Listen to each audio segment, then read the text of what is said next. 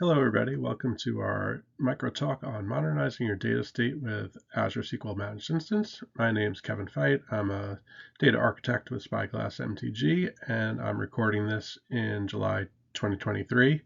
So just like anything in the cloud, it is subject to change as time goes on, but what I'm talking about is accurate as of now.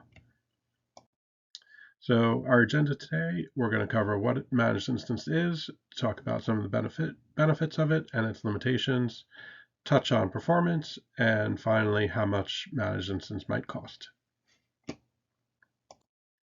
So what is managed instance? It's a platform as a service offering from Microsoft that runs in the Azure cloud, and it's basically the SQL Server database engine and SQL Server agent that you may be familiar with from the on-premise version of SQL Server or running in VM on Azure. It's got a number of great features. It has built-in high availability, so you don't need to go through the effort of doing things like creating Windows failover clusters and availability groups anymore. It is evergreen, which means Microsoft takes care of all the patching for you, and you never need to worry about upgrading to a new version of SQL Server. You can support up to 100 databases on a single managed instance, and the databases in total can have a maximum storage of 16 terabytes of data. Backups are automated, so you just need to set your retention schedule. There's support for link servers, but the link servers have to only be to other SQL Server targets, not other databases. You can migrate pretty easily by just restoring your SQL Server database from a blob storage. So if you're on SQL Server on-premise, for example, you can just do a backup directly to blob storage and then restore it. Or if you're on an older version, you can back up locally and then copy the backup to blob storage and restore it onto your managed instance. What are some of the limitations? Probably number one item is that it's only the database engine and SQL agent. So if you need SSAS, SSIS, or SSRS, you'll need another solution. And going into that, we don't have time for today, but there are other Azure options to support all of those.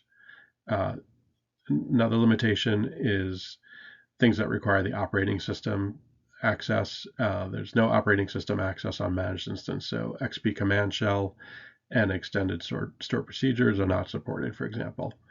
The next item, Windows authentication, is supported now. It does require some extra configuration to enable it. Out of the box, you can use SQL authentication and also use Azure Active Directory for authentication. Next item, the managed instance backups can be restored to SQL Server, but only if the SQL Server is running SQL Server 2022. So if you're on an older version of SQL Server, you can't move a database to managed instance and then decide, oh, I changed my mind, I want to bring it back. You won't be able to restore that backup. And then finally, managed instance, once it's running, there's a preview capability to start and stop it, but it's only for test and development subscriptions, and in the future, maybe rolling out more broadly. Okay, so how does managed instance perform? That's kind of the classic. It depends. In general, it will perform similarly to a well-architected SQL Server 2022. With the hardware shown. So the standard series gives one type of Intel processor. If you go to the premium or memory optimized premium, you get a bit faster Intel processor and also additional memory.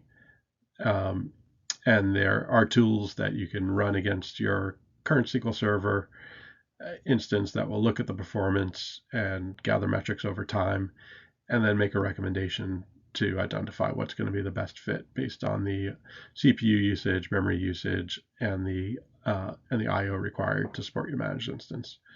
But generally, if you're worried that it's not going to perform well, there's an example from American Airlines that's a Microsoft customer story that you can look up, and the project manager there talks about that managed instance was the only option that could support their data.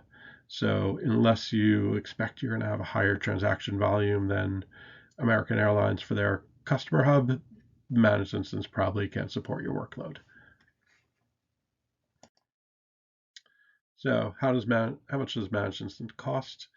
There's four factors that are going to contribute to the cost of a managed instance. There's the compute cost, the cost of the SQL licensing, storage, and backups. So as a quick example, if you're looking at 8 cores general purpose in East US2 with 1 terabyte, you'd be looking at around $890 for the compute, a little bit less than $600 for the SQL licensing, and then the storage is pretty nominal at about a little bit over $100, and then the backups will depend on your how much retention you want and how much compression, but in this scenario would be roughly $700.